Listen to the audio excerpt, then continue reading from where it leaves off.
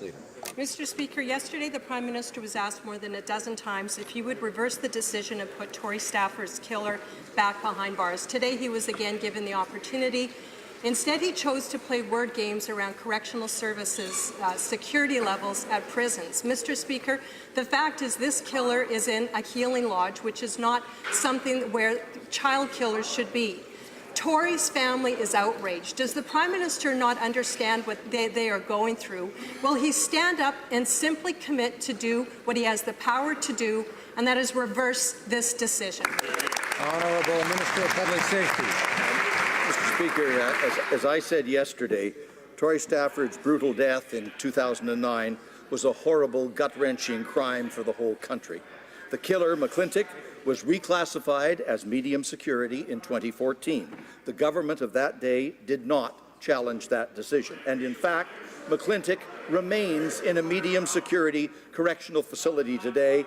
I've asked the Commissioner of the Correctional Service to review every dimension of this case to ensure that all policies have been properly followed and that all those policies are in fact the right ones to handle inmates properly.